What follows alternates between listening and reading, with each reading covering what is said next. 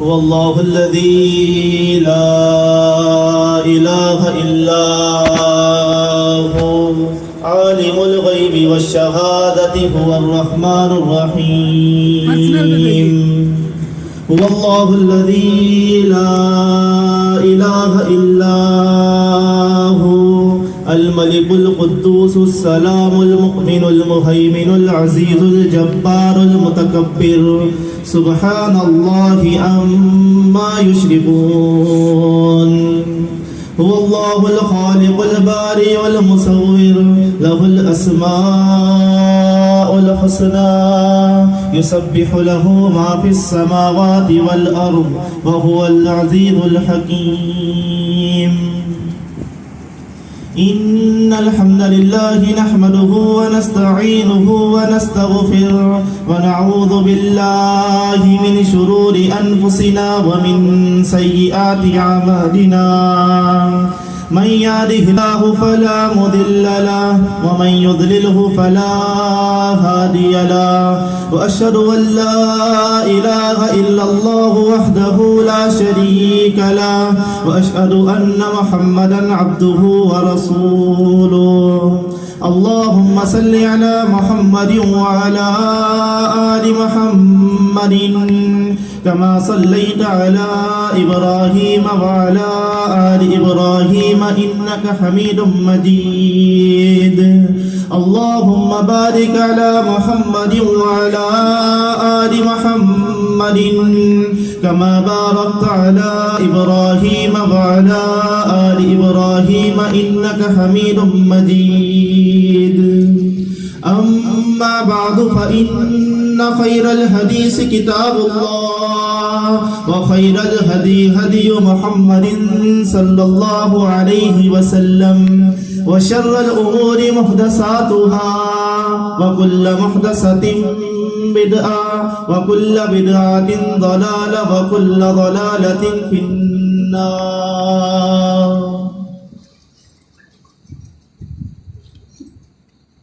دین اسلام اور فرقہ واریت یہ دونوں الفاظ ایک دوسرے کے متضاد ہیں، ایک دوسرے کی ضد ہیں. اسلام کے ہوتے ہوئے فرقہ واریت نہیں ہو سکتی اور فرقہ واریت کے ہوتے ہوئے دین اسلام نہیں ہو سکتی. دین اسلام نور علی نور کی مانند ہے، نور ہدایت ہے، روشنی ہے. فرقہ واریت ظلمات بعضها فوق بعض کی مانند ہے، اندھیرا ہے ایک دوسرے کے اوپر چھایا ہوا. دین اسلام اللہ رب العالمین کا راستہ ہے، فرقہ واریت عدو اللہ ابلیس کا راستہ ہے. دین اسلام امن و سلامتی کا راستہ ہے، فرقہ واریت تعصب، لڑائی جھگڑے اور دہشت گردی کا راستہ ہے. دین اسلام صراط المستقیم ہے، فرقہ واریت صراط الجحیم ہے. دین اسلام نور ہدایت ہے، فرقہ واریت گمراہی ہے. دین اسلام سنت کا راستہ ہے، فرقہ واریت بدعت کا راستہ ہے. دین اسلام ایمان کا راستہ ہے، فرقہ واریت کفر کا راستہ ہے. دین اسلام توحید کا راستہ ہے، فرقہ واریت شرک کا راستہ ہے. دین اسلام رسول اللہ صلی اللہ علیہ وسلم کا بتایا گیا راستہ ہے اور فرقہ واریت رسول اللہ صلی اللہ علیہ وسلم سے سرکشی کا راستہ ہے. ہم میں سے ہر ایک شخص آج یہاں بیٹھ کر یہ سوال کر لے اور اس سوال کا جواب یہاں سے لے کر چلا جائے کہ ہم نے اپنے آپ کو کون سے راستے پر چلا کر منزل مقصود تک پہنچنا ہے. کیا ہم امن و سلامتی، صراط مستقیم، نور ہدایت، دین اسلام چاہتے ہیں، یا ہم لڑائی، تعصب، جھگڑا، فساد، فتنہ، گمراہی، فرقہ واریت کا راستہ چاہتے ہیں؟ یقیناً ہر ذی عقل دانشمند آدمی کا یہ جواب ہوگا کہ ہم اس سے ہر ایک شخص اسی بات کی چاہت رکھتا ہے کہ وہ اللہ رب العالمین کے راستے صراط مستقیم کو اختیار کرے. اور یہی وہ چیز ہے جو نجات کا راستہ ہے، یہی وہ چیز ہے جو اپنے آپ کو منزل مقصود تک پہنچانے کا ذریعہ ہے. قرآن مجید میں اللہ رب العالمین نے فرمایا: اعوذ باللہ السمیع العلیم من الشیطان الرجیم من حمدہ ونفخہ ونفثہ ان الدین عند اللہ الاسلام. کہ بات جان لو کہ بے شک دین اللہ کے نزدیک اگر کوئی قابل قبول ہے تو وہ صرف اور صرف دین اسلام ہے. وَمَا اخْتَلَفَ الَّذِينَ أُوتُوا الْكِتَابَ إِلَّا مِن بَعْدِ مَا جَاءَهُمُ الْعِلْمُ بَغْيًا بَيْنَهُمْ. یہ فرقہ واریت کیوں ہوئی ہے؟ یہ مذاہب کیوں بنے ہیں؟ یہ مکاتب فکر کیوں بنائے گئے ہیں؟ یہ الگ الگ مسالک کیوں ٹھہرائے گئے ہیں؟ کوئی اور وجہ نہیں ہے، وجہ صرف اتنی ہے. ایسا نہیں ہے کہ ان کے پاس علم نہیں آیا، کہ یہ نادانی میں کیا جا رہا ہو، کہ یہ جہالت میں کیا جا رہا ہو، یہ لا علمی میں کیا جا رہا ہو. یہ ایک سوچی سمجھی سازش ہے جو کہ اہل کلمہ کے ساتھ رچائی جا رہی ہے. وَمَا اخْتَلَفَ الَّذِينَ أُوتُوا الْكِتَابَ إِلَّا مِن بَعْدِ مَا جَاءَهُمُ الْعِلْمُ بَغْيًا بَيْنَهُمْ. یہ اختلاف، یہ افتراق اس کے بعد ہوا ہے کہ باوجود اس کے کہ ان کے پاس دلائل آ چکے ہیں، ان کے پاس علم آ چکا ہے، ان کو اللہ رب العالمین نے واضح طور پر کھول کر بیان کر دیا ہے کہ یہ اختلاف ہلاکت ہے، یہ گمراہی ہے. وجہ کیا ہے؟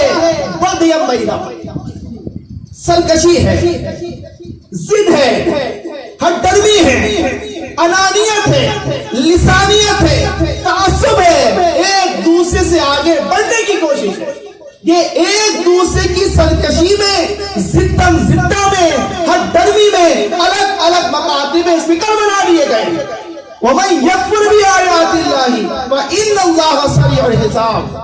پر جو شخص ان آیات کے آ جانے کے باوجود اللہ رب العالمین کی ان آیات کا انکار کر دے تو یہاں تو وہ اپنے آپ کو بچا لے گا، لیکن اللہ رب العالمین بہت جلد ان سے حساب لینے والا. فَإِنْ حَاجُّوكَ فَقُلْ أَسْلَمْتُ وَجْهِيَ لِلَّهِ وَمَنِ اتَّبَعَنِ. اور اے رسول صلی اللہ علیہ وسلم، اسلام کے آ جانے کے بعد، اس فرقہ واریت کے استحصال کے بعد، اس ہلاکت کے راستے کو بند کرنے کے بعد اگر کچھ لوگ آپ سے آ کر مجادلہ کرتے ہیں، آپ سے آ کر حجت بازی کرتے ہیں، آپ سے آ کر لڑائی جھگڑا کرتے ہیں، تو آپ ان سے صرف اتنا کہہ دیجئے کہ میں نے اپنے چہرے کو اس ذات کے لیے موڑ دیا ہے کہ جس نے ہماری تقریر کی ہے. اور وہ تمام لوگ کہ جو مجھ پر صحیح معنوں میں ایمان لاتے ہیں، جو میرے سچے امتی ہیں، جو میرے سچے متبعین ہیں، جو ذی عقل دانشمند لوگ ہیں، ان تمام نے میری پیروی میں اس اسلام کو قبول کیا ہے، اس فرقہ واریت کو خیر بات کہہ دیا ہے. اور اے رسول صلی اللہ علیہ وسلم، آپ پوچھ لیجئے ان اہل کتاب سے، ان ناخواندہ امیین سے، ان تمام فرقوں سے، اسلمتم، ہم نے تو اللہ رب العالمین کی خاطر اسلام قبول کر لیا ہے، ہم نے تو اس فرقہ واریت کی جنجال سے اپنی جان کو چھڑا لیا ہے، ہم نے تو اس فرقہ واریت کے ناسور سے، اس مودی بلا سے اپنی جان بچا لی ہے. اسلمتم، کیا تم بھی اسلام قبول کرتے ہو، دین اسلام میں آتے ہو؟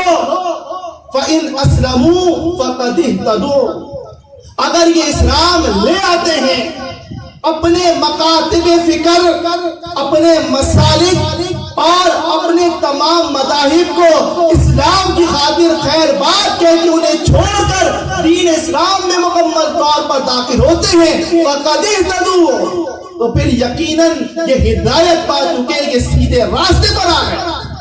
فَإِن تَوَلَّوْا فَإِنَّمَا عَلَيْكَ الْبَلَاغُ، اگر یہ اس سے منہ موڑتے ہیں، روگردانی کرتے ہیں، مباحثہ کرتے ہیں، مجادلہ کرتے ہیں، مناظرہ کرتے ہیں، فَإِنَّمَا عَلَيْكَ الْبَلَاغُ، بات تو یہ ہے آپ کا کام صرف پہنچا دینا، آپ مسلط نہیں کیے گئے، آپ داروغہ بنا کر نہیں بھیجے گئے، آپ لاٹھی کے زور پر کسی کو اسلام قبول نہیں کروا سکتے، آپ کا کام ہے آیات احادیث پڑھ پڑھ کر سنا دینا۔ ہدایت دے کا کام اللہ رب العالمین کا ہے، اور یہ ہدایت اللہ رب العالمین جس کے ساتھ خیر کا ارادہ کرتا ہے، وَمَن يُرِدِ اللَّهُ أَن يَشْرَحَ صَدْرَهُ لِلْإِسْلَامِ، جس شخص سے اللہ تعالیٰ خیر کا ارادہ کرتا ہے، اس کے اندر اللہ رب العالمین خیر دیکھتا ہے، اس شخص کے لیے اللہ تعالیٰ اسلام کے لیے سینہ کھول دیتا ہے۔ اگر بات ماننے کی ہو تو ایک آیت ایک حدیث اس کے لیے کافی ہوتی ہے، دلیل بن جاتی ہے۔ عقیدہ اگر بنایا جاتا ہے، اس کے لیے ایک آیت ایک صحیح حدیث کافی ہے کہ جس پر ایمان لے آیا جائے۔ لیکن اگر حد ترمیہ اختیار کرنی ہے، اگر ضد ہی کرنی ہے، اگر اپنے علماء کی تقلید ہی کرنی ہے، اگر ائمہ کے پیچھے آنکھ بند کر کے ہی چلنا ہے، آپ آیات کے انبار لگا دیں، آپ صحیح احادیث پڑھ پڑھ کر سنا دیں، میں نہ مانوں کو آپ کبھی نہیں منوا سکتے۔ اور یہ اسلام کی فرقہ واریت بنی اسی وجہ سے ہے کہ مانتے ہوئے، جانتے ہوئے، پہچانتے ہوئے ہر چیز پڑھ کے بھی اپنی ضد انانیت کی وجہ سے وہ اپنے مسلک کی قربانی نہیں دے سکتے۔ اور یہ کیوں ہوتا ہے؟ اللہ رب العالمین نے جب واضح طور پر قرآن مجید میں آیت اتار دی، اليوم اکملت لکم دینکم واتممت علیکم نعمتی ورضیت لکم الاسلام دینا۔ اے ایمان والو، یہ آیت اس قدر قیمتی اثاثہ ہے اہل اسلام کا کہ اس پر پورے اسلام کی اساس بنی ہوئی، عمارت بنی ہوئی ہے اسلام کہ اے ایمان والو اس بات کو ذہن نشین کر لو، آج کے دن میں نے اللہ رب العالمین، کوئی مخلوق نہیں ہے، بندے کو اختیار نہیں دیا، رب نے شریعت کا اختیار محض اپنے ہاتھ میں رکھا ہے، اپنے اختیار میں رکھا کہ جس چیز کو رب چاہے گا اپنی امت کے لیے حلال کرے گا، اپنے بندوں کے لیے حلال کرے گا، اور جس چیز کے لیے چاہے گا ان کے لیے حرام کرے گا۔ یہ کلی طور پر رب العالمین کا اختیار ہے، اور یہی وجہ ہے کہ قرآن مجید میں یہ آخری بات اتار دی، الیوم اکملت لکم دینکم، کہ میں ہوں جو اس دین کا شارع ہوں، اس دین کی شریعت بنانے والا۔ کسی شخص کو یہ جرأت نہیں ہے، کسی شخص کو یہ اختیار حاصل نہیں ہے کہ وہ اس شریعت میں دخل اندازی کرے۔ الیوم اکملت لکم دینکم، آج کے دن میں نے تمہارے لیے تمہارے دین کی تکمیل کر دی ہے۔ وَأَتْمَمْتُ عَلَيْكُمْ نِعْمَتِي، میں نے تمہاری تمام نعمتوں کو پورا کر دیا، اور جو چیز دین کے طور پر میں نے تمہاری لیے پسند کی ہے وہ کوئی مسلک نہیں ہے، وہ کوئی فقہ نہیں ہے، وہ کوئی مذہب نہیں ہے، وہ کوئی مکتبہ فکر نہیں ہے۔ رضیت لکم الدین اسلام، میں نے اگر تمہاری لیے کوئی چیز پسند کی ہے وہ دین اسلام ہے۔ جو شخص اس اسلام کو قبول کرے گا، فرقہ واریت کو خیر بات کہے گا، وہ شخص اللہ رب العالمین کی نعمت میں داخل ہوگا۔ جو چیز تکمیل کر دی گئی ہے، جو چیز کامل ہے، رب العالمین کے کامل کرتا ہے، اس میں نہ کسی چیز کی آمیزش ہو سکتی ہے، نہ کسی چیز کی ترمیم ہو سکتی ہے۔ ہم میں سے کسی شخص کو یہ اختیار حاصل نہیں ہے کہ وہ اللہ کے بندوں کے لیے کسی چیز کو حلال کرے یا اس کو حرام کرے۔ قرآن مجید میں اللہ رب العالمین نے واضح طور پہ فرمایا شرع لکم من الدین ما وصى به نوحا والذی اوحینا الیک وما وصینا به ابراہیم وموسیٰ وعیسیٰ ان اقیموا الدین ولا تتفرقوا فیہ۔ اے ایمان والو، یہ اللہ رب العالمین ہے جس نے تمہاری یہ دینی شریعت بنا دی ہے، صراط مستقیم بنا دیا ہے، تمہارا راستے واضح کر دیا ہے۔ یہ وہی شریعت ہے کہ جس کی وصیت ہم نے آپ سے پہلے نوح علیہ السلام کو کی، اور اے رسول صلی اللہ علیہ وسلم اسی شریعت کی وصیت ہم آپ کو کر رہے ہیں۔ اللہ رب العالمین نے اس دنیا میں بھیجے گئے پہلے رسول نوح علیہ السلام کا ذکر کیا، اور اس دنیا میں بھیجے گئے آخری رسول خاتم الرسل محمد رسول اللہ صلی اللہ علیہ وسلم کا ذکر کیا کہ ان تمام انبیاء اور رسول کے لیے اگر کوئی ذات شریعت ساز تھی، ان کے لیے راستہ بنانے والی تھی، ان کے قوانین کا نفاذ کرنے والی تھی، تو وہ ایک ذات تھی، اللہ رب العالمین خالق کائنات مالک کل کی۔ اسی چیز کی وصیت ہم نے ابراہیم کو کی ہے، موسیٰ کو کی ہے، عیسیٰ کو کی ہے۔ ان تمام جلیل القدر انبیاء اور رسول کے نام لے کر اس کے بعد اللہ رب العالمین نے ان سب کو ایک وصیت کی ان اقیموا الدین ولا تتفرقوا فیہ۔ دیکھو اس دین کو قائم رکھنا، دیکھو اس دین کو استقامت کے ساتھ رکھنا، دیکھو اس میں تفرقے بازی نہ کرنا، اس میں اختلاف نہ کرنا، اس میں گروہ بندی نہ کرنا، اس کو تم ٹکڑے ٹکڑے نہ کرنا۔ جس چیز کی اللہ رب العالمین نے سختی سے مذمت کی تھی، امت اسی چیز کو لے کر سب سے زیادہ اس پر عمل کرنے کی کوشش کر رہی ہے۔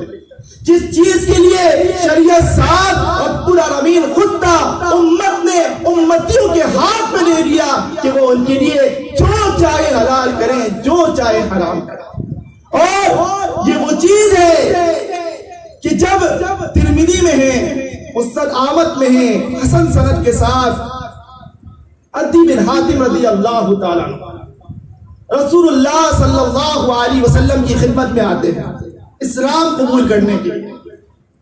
سری ڈلی ہوئی ہے ان کے گلے میں، نبی صلی اللہ علیہ وسلم اشارے سے کہتے ہیں کہ اس کو کاٹ ڈالو، اس کو نکال کر پھینک دو، اور اس موقع پر سورہ توبہ کی آیت تلاوت کر رہے ہیں رسول اللہ صلی اللہ علیہ وسلم، اتخذوا احبارهم ورهبانهم اربابا من دون اللہ، کہ ان یہود و نصارہ نے اپنے علماء اور اپنے مشاہد کو اللہ رب العالمین کو چھوڑ کر رب بنا دیا ہے۔ کیا الفاظ قرآن مجید کے، اللہ کو چھوڑ کر اپنے علماء، اپنے مفتیان، اپنے مشاہد کو رب کا درجہ دے دیا ہے۔ عدی بن حاتم اصرار کرتے ہیں، اے اللہ کے رسول صلی اللہ علیہ وسلم، میں نے یہود و نصارہ کے ساتھ وقت گزارا ہے، ان کے ساتھ رہ کر آیا ہوں، میں نے کبھی ان کو اللہ کے علاوہ کسی اور کی عبادت کرتے ہوئے نہیں دیکھا۔ رب تو وہ اللہ کو مانتے ہیں، عبادت تو وہ اللہ کی کرتے ہیں۔ نبی صلی اللہ علیہ وسلم نے پوچھا، اے عدی تم مجھے یہ بتاؤ، اگر ان کے علماء، ان کے مشائخ ان کے لیے کسی چیز کو حلال کرتے ہیں تو کیا وہ اس کو حلال مانتے ہیں؟ قال نعم، کہاں اللہ کے رسول، ایسا بالکل ہے۔ آپ نے پوچھا عدی مجھے بتاؤ، اگر ان کے علماء، ان کے مشائخ ان کے لیے کسی چیز کو حرام کرتے ہیں وہ اس کو حرام تسلیم کرتے ہیں؟ انہوں نے کہا بالکل اے اللہ کے رسول صلی اللہ علیہ وسلم ایسا ہے۔ آپ کے الفاظ سنیں نبی صلی اللہ علیہ وسلم کے، آپ نے فرمایا ذالک عبادتہم، یہی تو ان کی عبادت ہے۔ گویا کہ ماتھے ٹیکنا یا غیر اللہ کو سجدہ کرنا صرف عبادت نہیں، عبادت یہ چیز بھی ہے کہ جن قوانین کو اللہ رب العالمین نے اپنے اختیار میں رکھا ہے ان قوانین میں کسی اور کو شریک کرنا یہ ان کی عبادت کے مترادف ہے۔ ہوتا ہے، آج طوطا بھی حلال ہو جاتا ہے، آج گیہوں سے بنی شراب بھی حلال ہو جاتی ہے، جو سے بنی شراب بھی حلال کر دی جاتی ہے، آج امت کے لیے حلالہ بھی حلال ہو جاتا ہے، اور دیگر کتنے کام حلال کر دیے جاتے ہیں، کوئی پوچھنے والا نہیں ہوتا کہ یہ کون حلال کر رہا ہے۔ ہم کس قدر معصوم لوگ ہیں کہ جب ہماری دنیا داری کی بات آتی ہے تو اگر پاؤں کا ایک جوتا خریدنے ہم بازار جاتے ہیں تو مکمل تحقیق کرتے پھر رہے ہوتے ہیں۔ ہم ہر مارکیٹ میں جا کر چکر لگاتے ہیں، دکاندار سے اس کے ریٹس معلوم کرتے ہیں، یہ کہاں سے آ رہا ہے، امپورٹڈ ہے، لوکل ہے، مینوفیکچرنگ کہاں سے ہے، اس کی کمپنی کون سی ہے، کہاں سے بنایا جا رہا ہے، لیدر کا ہے، سادہ ہے، ہر طرح کا سوال ہوتا ہے ہمارے دل کے اطمینان کے لیے کہ ہمارا پیسہ خرچ ہو رہا ہے۔ پاؤں کا جوتا ہے جو کہ سر پر نہیں رکھنا ہے، اس کے لیے ہماری مکمل تحقیق ہوتی ہے۔ جب بات دین اسلام کی آتی ہے، جب بات اللہ رسول کی آتی ہے، جب بات سنت کی اور صراط مستقیم کی آتی ہے، ساری معصومیت ہماری یہی جھلکتی ہے۔ یہاں کوئی سوال کرنے والا نہیں ہے کہ امام صاحب فتویٰ دے رہے ہیں تو کہاں سے دے رہے ہیں، یہاں کوئی پوچھنے والا نہیں ہے امام صاحب حلالہ کر رہے ہیں تو کس بنیاد پر کر رہے ہیں، یہاں کوئی کھڑے ہو کر سوال کرنے والا نہیں ہے کہ جس دین کو اللہ رب العالمین نے 1400 سال پہلے تکمیل تک پہنچا دیا، آج یہ امتی ہوتا کون ہے کہ جو اللہ رسول سے آگے بڑھ کر اس دین میں شریعت سازی کرتا ہے؟ وہاں ہم داڑھی دیکھتے ہیں، امامہ دیکھتے ہیں، جبہ دیکھتے ہیں، سر جھکاتے ہیں، گھر چلے جاتے ہیں، شیخ صاحب نے کہا ہے تو ٹھیک کہا ہوگا۔ اللہ رب العالمین نے قرآن مجید میں فرمایا ام لہم شرکاء شرعوا لہم من الدین ما لم یأذن بہ اللہ، کیا انہوں نے اللہ کے شریک بنا لیے ہیں، اللہ کے شرکا ٹھہرا لیے ہیں کہ یہ اللہ کی اجازت کے بغیر ان کی دین کی شریعت سازی کرتے ہیں، ان کے لیے دین بنا کر دیتے ہیں، ان کے لیے چیزوں کو حلال کرتے ہیں، ان کے لیے چیزوں کو حرام کرتے ہیں، اور امتی اس قدر معصوم ہے جو سر جھکائے عالم کی بات پر آنکھیں بند کر کے تقلید کا توق اپنے گردن میں سجا کر آنکھیں بند کیے پیچھے چلے جا رہے ہیں۔ اللہ رب العالمین نے محمد رسول اللہ صلی اللہ علیہ وسلم کو بھی اختیار نہیں دیا، کس چیز کا کہ وہ امت کے لیے کسی چیز کو حلال کرے، کسی چیز کو حرام کرے۔ ایک شہد صحیح بخاری میں ہے مختصراً، ایک شہد پینا آپ نے اپنے اوپر حرام کر لیا تھا، اپنی ازواج کی وجہ سے قرآن مجید کی آیت اتر گئی، اے رسول صلی اللہ علیہ وسلم آپ کس طریقے سے یا ایھا النبی لما تحرم ما احل اللہ لک، اے نبی آپ کی شیان شان نہیں، آپ کو دیوا نہیں دیتا، جو چیز رب نے آپ کے لیے حلال کی ہے آپ اسے اپنے اوپر حرام کر لیں۔ کون ہے شخصیت؟ امام الانبیاء محمد رسول اللہ صلی اللہ علیہ وسلم۔ لما تحرم علی اللہ لک، آپ نے کیسے حرام کر لیا جو اللہ نے آپ کے لیے حلال کیا ہے؟ تبتغی مرضات ازواجک، بیویوں کی خوشنودی کے لیے، بیویوں کی رضا کے لیے، ہرگز نہیں، ابھی تو معافی دی جا رہی ہے، واللہ غفور الرحیم، لیکن بعد میں اس چیز پر پکڑ ہوگی۔ اللہ رب العالمین نے 7 الفاظ استعمال کیے سورہ حاقہ میں، وَلَوْ تَقَوَّلَ عَلَيْنَا بَعْضَ الْأَقَاوِيلِ لَأَخَذْنَا مِنْهُ بِالْيَمِينِ ثُمَّ لَقَطَعْنَا مِنْهُ الْوَتِينَ۔ کہ اے مومنین، اگر یہ رسول، یہ پیغمبر محمد صلی اللہ علیہ وسلم بھی اپنی طرف سے کوئی بات اس وحی شامل کر دیتے، کوئی بات اپنے طور پر اس شریعت میں داخل کر دیتے اور ہم پر منسوخ کر دیتے، وَلَوْ تَقَوَّلَ عَلَيْنَا بَعْضَ الْأَقَاوِيلِ لَأَخَذْنَا مِنْهُ بِالْيَمِينِ، ہم ان کو بھی نہیں چھوڑتے، ہم ان کا دایاں ہاتھ پکڑ لیتے، ثُمَّ لَقَطَعْنَا مِنْهُ الْوَتِينَ، ہم ان کے دل کی رگ کاٹ دیتے۔ ہم نے انہیں اختیار نہیں دیا ہے کہ یہ دین کی شریعت سازی کریں۔ جس ہستی کا ہم کلمہ پڑھتے ہیں اس ہستی کو اللہ رب العالمین نے بیان کرنے والا بنا کر بھیجا ہے، اس ہستی کو اللہ رب العالمین نے وضاحت کرنے والا بنا کر بھیجا ہے، اس ہستی کو محض تشریح کرنے والا بنا کر بھیجا ہے۔ قانون ساز، شریعت ساز محض اللہ رب العالمین کی ذات ہے۔ کلی طور پر یہ اختیار رب العالمین کا ہے کہ وہ بندوں کے لیے جو چاہے قوانین بنائے۔ آج ہم دیکھیں جو قوانین اس دنیا پر ہر جگہ پر نافذ کر دیے گئے ہیں، آپ دلوں پر ہاتھ رکھ کر سوال کریں کیا کوئی ایسا قانون ہے کہ جو کہ دین اسلام کا؟ وہ کالے قوانین آج ہماری ریاست میں رائج ہیں کہ جس کا دین اسلام سے دور دور تک کوئی تعلق نہیں۔ وہ کالے قوانین ان یہود اور نصارہ کے لا کر مسلط کر دیے گئے کہ وہ یہود جو کبھی اپنے فیصلے لے کر نبی صلی اللہ علیہ وسلم کی عدالت میں آتے تھے، آج وہ یہود ہم پر حکمرانی کر رہے ہیں۔ کیوں؟ سوال کریں، اس اہل قبلہ کو ایسی کوئی چیز نہیں ہے جو اللہ تعالیٰ نے عطا نہ کی ہو جو اقوام کو عالم پر حکمرانی کے لیے دی جاتی ہے۔ ہر قسم کے مسائل ہیں، چاہے وہ ان کی طاقت کے ہوں، ان کی تعداد کے ہوں، ان کے بحری ہوں یا بری ہو، ہر قسم کی وہ طاقت کہ جس پر اقوام دنیا پر حکومتیں کرتی آئی ہیں، اللہ رب العالمین نے اہل قبلہ کو عطا کی ہیں۔ اور آپ آنکھیں کھول کر دنیا کے چاروں کونے میں دیکھ لیں، کیا کہیں آپ کو نظر آتا ہے کہ اہل کلمہ کو کہیں کوئی عزت دی جاتی ہے؟ ہر جگہ تدبیر ہے، ہر جگہ رسوائی ہے، ہر جگہ ذلت ہے، اور وہ لوگ جو کبھی ہمارے قدموں میں تھے ہم ان کے قدموں میں جا کر بھیک مانگ رہے ہیں۔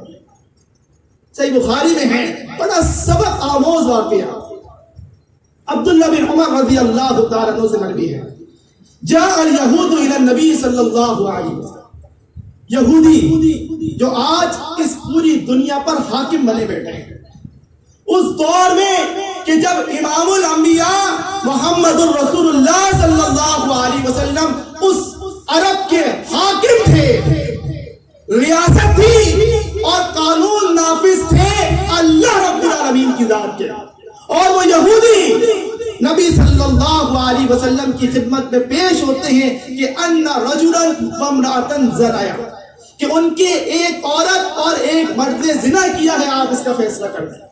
کس کی عدالت میں آئے ہیں؟ نبی صلی اللہ علیہ وسلم کی عدالت میں فیصلہ لینے کہ ہمیں ان کے ساتھ کیا کرنا ہے۔ آج ہم ان کی عدالتوں میں بھاگتے ہیں، ان سے فیصلہ لیں۔ یہ اوقات تھی یہود کی، اور انہوں نے اپنی سازش کے ذریعے ڈیوائڈ اینڈ رول کے اصول کے تحت یہ تقسیم کیا اور حکمرانی کی، ان کو فرقہ واریت میں بانٹا۔ وہ طاقت، وہ اتحاد، وہ اتفاق جو اس امت کی سب سے بڑی طاقت تھی، اس کو ریزہ ریزہ کر دیا۔ نبی صلی اللہ علیہ وسلم کے پاس ہیں کہ اس مرد اور عورت نے زنا کیا ہے، آپ بتائیے کیا کیا جائے۔ آپ پوچھتے ہیں مجھے بتاؤ ما تجدون فی التوراۃ، تم اپنی کتاب تورات میں اس کی کیا سزا پاتے ہو؟ وہ کہتے ہیں ہم تورات میں تو یہ پاتے ہیں یجلدون ونمسکہم، کہ ان کو کوڑے مارے جائیں، ان کو گنجا کر کے ان کے منہ کو کالا کر دیا جائے۔ عبداللہ بن سلام رضی اللہ تعالیٰ عنہ جو کبھی یہودی تھے اور ان کے بڑے عالم تھے، وہاں موجود ہیں، کہتے ہیں تم جھوٹ بولتے ہو، جاؤ تورات کا نسخہ لے کر آؤ۔ تورات کا نسخہ لایا جاتا ہے، اس کو کھولا جاتا ہے، ان میں سے ایک یہودی اسے پڑھنا شروع کرتا ہے۔ آپ چلاکی دیکھیں، یہ بتانے کا مقصد ہے کہ علماء مفتیان جو آپ کے بڑے بن کر بیٹھے ہیں، تمام حدیث جانتے ہیں، تمام آیات سمجھتے ہیں، عوام کو دھوکہ دیا جاتا ہے۔ ان میں سے ایک یہودی نے تورات کی آیت پڑھنا شروع کی، اور ان میں سے ایک شخص نے اپنا ہاتھ تورات کی نسخے کی اس آیت پر رکھ دیا جس میں آیت رجم موجود تھی، اور اس کے آگے سے پڑھتا گیا، اس کے پیچھے سے پڑھا، لیکن وہ آیت نہیں پڑھی۔ وہ تو اللہ رب العالمین کی نعمت تھی کہ عبداللہ بن سلام وہاں موجود تھے جو کہ یہود کے عالم رہ چکے ہیں۔ اس کے ہاتھ پر مارتے ہیں کہ ہٹا اپنا ہاتھ، اور دیکھ اس کے نیچے کیا ہے. جب اس کا ہاتھ ہٹایا جاتا ہے وہاں آیت نکلتی ہے کہ جو شخص زنا کرے گا چاہے مرد ہو عورت ہو اس کو رجم کر دیا جائے گا. اس چلاکی کے تحت وہ اپنی قوانین کو تبدیل کیا کرتے تھے. آج ہم سے سوال ہوتا ہے کیا صرف مسعود صاحب رہ گئے تھے کہ جنہیں جماعت المسلمین کی حدیث ملی تھی؟ کیا صرف وہی رہ گئے تھے کہ جو اس اجتماعیت کو زندہ کرنے والے تھے؟ یہ بڑے بڑے مدارس، یہ بڑے بڑے مکاتب فکر، یہ بڑی بڑی فقہ کی کتابیں، یہ موٹی موٹی جلدیں، یہ بڑے بڑے امامیں، یہ بڑی بڑی داڑیاں، یہ بڑے بڑے جبے، یہ ٹخنوں سے اوپر آدھی پنڈی پہ پائچے والے، کیا ان میں سے کسی کو عقل نہیں آئی کہ جماعت المسلمین وہ اجتماعیت ہے جو کہ رسول اللہ صلی اللہ علیہ وسلم کی تھی؟ سب معلوم تھا، سب دکھتا تھا اور سب بتایا گیا تھا، لیکن یہ ضد ہے، یہ ہٹ درمی ہے، یہ انانیت ہے، یہ دکانداری ہے، یہ وہ معاملہ ہے کہ اگر اس پر تمام امت آ جائے تو جھگڑے کس بات پہ کیے جائیں گے، لڑائیاں کس بات پہ کی جائیں گی، کس کو کھڑا کیا جائے گا؟ حب علی میں کس کو کھڑا کیا جائے گا؟ معاویہ میں کس کو کھڑا کیا جائے گا؟ رسول اللہ صلی اللہ علیہ وسلم کی محبت میں، اور کس کو کھڑا کیا جائے گا؟ صحابہ اکرام کی شان میں. یہ سوچی سمجھی پلاننگ ہے، یہ ایک بنائی گئی سازش ہے کہ اگر یہ اہل قبلہ، یہ اہل کلمہ ایک ہو گئے، متفق ہو گئے، تمام چیزیں ختم ہو جائیں گی، اس دنیا پر امن و سلامتی ہوگی، اللہ رب العالمین کے قوانین نافذ ہو جائیں گے. ہم سنتے ہیں کہ یہ اختلاف تو رحمت کا باعث ہے، اس اختلاف سے تو اللہ تعالیٰ چیزیں کھول کھول کر بیان کرتا ہے. اور قرآن مجید سے دور رہو، احادیث میں تو ویسے ہی ضعیف اور تصحیح ہے، صرف فقہ کی کتابیں پڑھو اور ان فتووں کو اپنے اوپر لاگو کرو. کس قرآن مجید میں الجھنے ہیں؟ اللہ رب العالمین نے ایک ہی صورت میں 7 مرتبہ دہرا دیا، وَلَقَدْ يَسَّرْنَا الْقُرْآنَ لِلذِّكْرِ فَهَلْ مِن مُدَّكِرٍ. ہے کوئی نصیحت حاصل کرنے والا؟ ہے کوئی دین اسلام کی سمجھ بوجھ حاصل کرنے والا؟ ہم نے اس قرآن کو نصیحت کے لیے آسان کر دیا ہے کوئی جو آ کر نصیحت حاصل کرے؟ ایک ہی صورت میں 7 مرتبہ رب العالمین نے فرما دیا کہ قرآن جو نصیحت کے لیے آسان ہے، اس قرآن کو پڑھو اور اس قرآن کو پسے پش نہ ڈالو کہ علماء کی باتوں میں آؤ اور اندھی تقریب میں تم ملوث ہو جاؤ. ڈرنا چاہیے اس مقام سے جو صحیح بخاری صحیح مسلم میں ہے.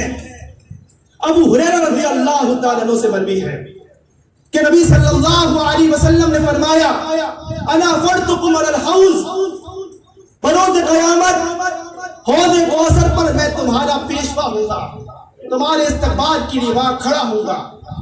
وہ حوض کوثر جو کہ اللہ رب العالمین نے اپنے رسول کو عطا کیا ہے، احلا من العسل، شہد سے زیادہ میٹھا ہے، ابیض من اللبن، دودھ سے زیادہ سفید ہے. جو شخص اس میں سے ایک بار پی لے لن یظمأ ابدا، اس کے بعد اسے کبھی پیاس نہیں لگنے والی.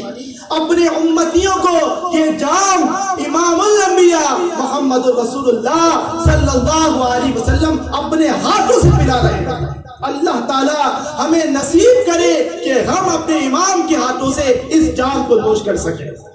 اور آپ نے فرمایا کسی حالت میں کہ میں تمہارا استقبال کر رہا ہوں گا، فَيُوْقَدُ بِرِجَالٍ بِذَاتِ الشِّمَالِ، کہ کچھ لوگ جو کہ میری طرف آ رہے ہوں گے میں انہیں پہچان لوں گا، وہ مجھے پہچان لیں گے، جن کے وضو کے آدھا چمک رہے ہوں گے.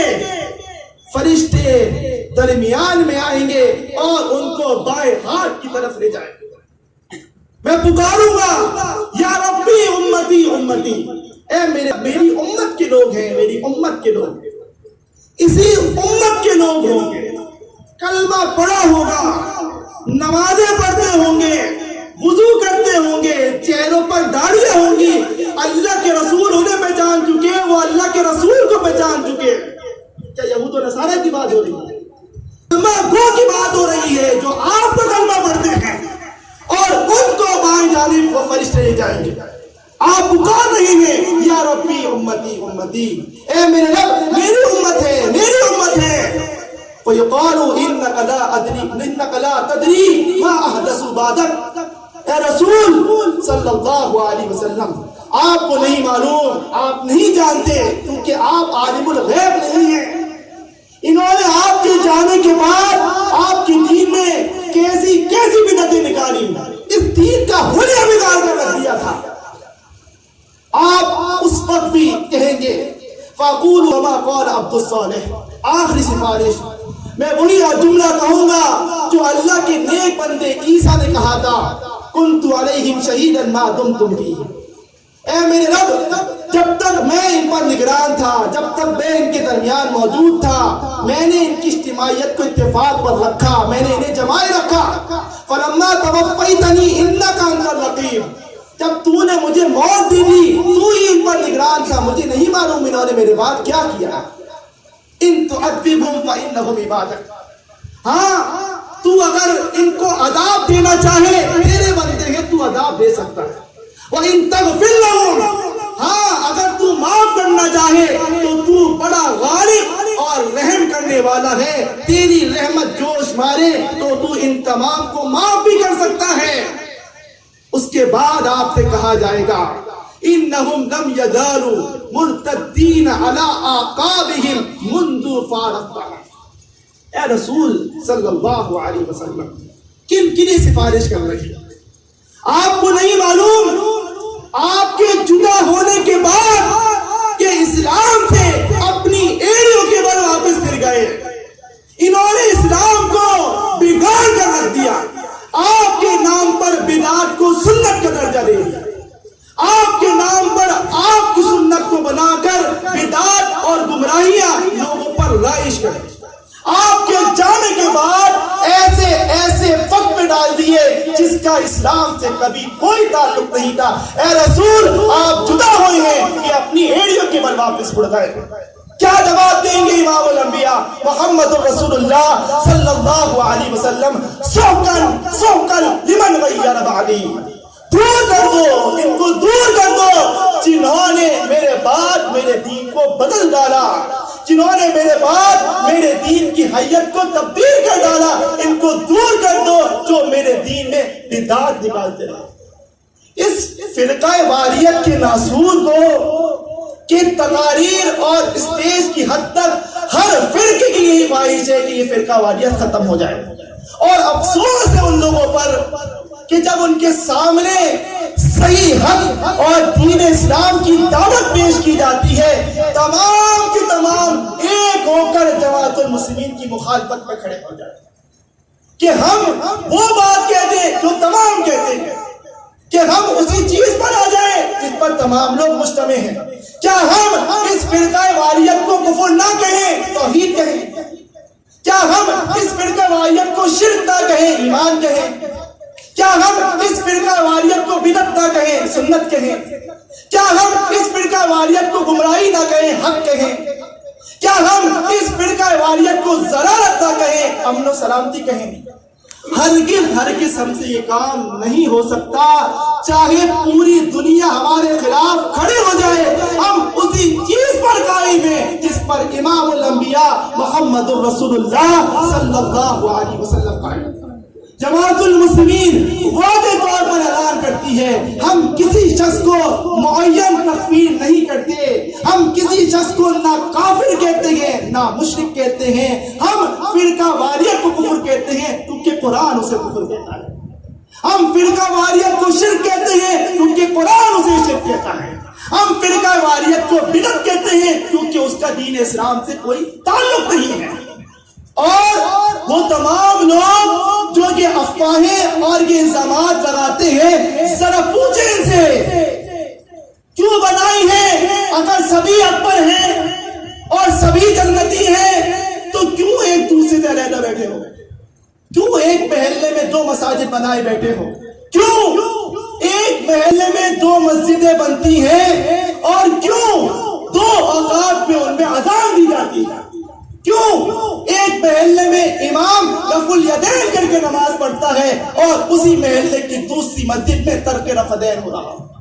کیوں ایک محلے کی مسجد کے 1 فٹ کنارے پر امام کی زور سے آمین ہو رہی ہے اور دوسرے کنارے پر خاموش رہا جا رہا؟ کیوں ایک جگہ پر امام سورہ فاتحہ کے لیے سبقات دے رہا ہے، دوسری جگہ سورہ فاتحہ پڑھی نہیں جا رہی؟ کیوں عورتوں کو ہاتھ سینے پر باندھنے کا حکم ہے اور مردوں کو زیر ناف ہاتھ بنوائے جا رہے ہیں؟ کیوں روزے کی نیت کی جا رہی ہے؟ کیوں روزے کی دعا کی افطار میں تبدیلی کی جا رہی ہے؟ کیوں نماز کی نیت کی جا رہی ہے؟ کیوں؟ یہ تمام وہ چیزیں ہیں جو آپ کی عبادت سے تعلق رکھتی ہیں۔ آپ نماز پڑھتے ہیں رب العالمین کے لیے، ذرا تصور کریں وہ نماز آپ کے منہ پر مار دی جائے، کیونکہ نماز تو رسول اللہ صلی اللہ علیہ وسلم کی سنت کی نماز ہی نہیں۔ 40 سال 50 سال رب کے آگے آپ سجدہ ٹکاتے رہے، ماتھے ٹکاتے رہے، 50 سال بعد آپ کو بتایا گیا کہ نماز میں تو رفع دین کیا جاتا ہے، 50 سال بعد آپ کو بتایا گیا کہ سورہ فاتحہ پڑھیں گے تو نماز قبول ہوگی، 50 سال بعد آپ کو بتایا گیا ہے کہ نہ عورت اور مرد کی نماز میں کوئی تبدیلی نہیں ہے، ایک جیسی نماز سکھائی گئی۔ کیوں ہے یہ فرقہ واریت کا ناسور؟ یہی وجہ ہے کہ آج اس پوری دنیا پر یہ اسلام بدنام ہو چکا ہے، اسلام ناکام ہو چکا ہے، اسلام رسوا ہو چکا ہے۔ وہ اسلام جو کہ اللہ رب العالمین کا پسند کرتا ہے، وہ دین جو کہ اللہ رب العالمین نے اپنے بندوں کے لیے نافذ کیا تھا۔ کیوں ہم یہ کہتے ہیں کہ غیر اسلامی قوتوں نے اسلام کو اتنا نقصان نہیں پہنچایا جتنا اسلام کو نوالا اوڑھ کر اسلام کو نقصان پہنچانے والے اہل اسلام بن کر آئے ہیں۔ اپنی آنکھیں کھولیں، اس تقلید کے توپ میں اپنے آپ کو گمراہ نہ کریں، اپنی اولاد کو بچائیں، اپنے اہل و عیال کو بچائیں، اپنے والدین کو بچائیں، ان کے سامنے پیش کریں یہ دلائل۔ ایک امام کو ماننے والے ایک دوسرے کو کافر مشرک کہتے ہیں، ایک امام کی تقلید کرنے والے، ایک مذہب پہ چلنے والے ایک دوسرے کو کافر مشرک کے نعروں سے نکالتے ہیں، اور بدنام جماعت المسلمین کو کیا جاتا ہے کہ ہم کس کو کافر کہتے ہیں۔ اگر یہ سب ایک دوسرے کے حق پر سمجھتے ہیں، لکھوانے سے اور پیش کرتے ہمارے سامنے کہ جو کسی مسلک کو اون کرتا ہو کہ وہ پیش کرے کہ جو دوسرے مسلک والے ہیں وہ بھی جنتی ہیں، کہ جو دوسرے مسلک والے ہیں وہ بھی حق پر ہے اور ہم بھی حق پر ہیں۔ یہ اسلام کے ساتھ مذاق کیا جا رہا ہے۔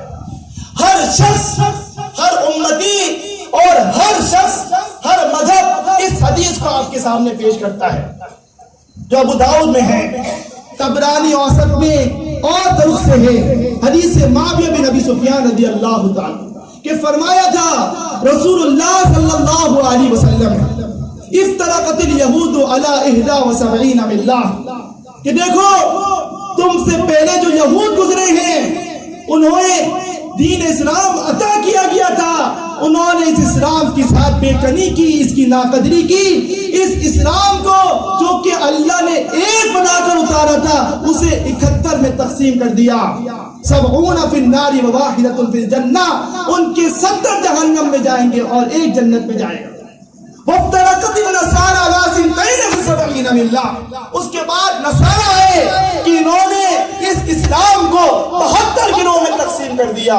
71 فی النار وواحدۃ فی الجنہ، 71 ان کے جہنم میں اور ایک ان کا جنت میں۔ یہود اور نصارہ کو نبی صلی اللہ علیہ وسلم نے اپنی امت سے علیحدہ کر کے بتایا ہے۔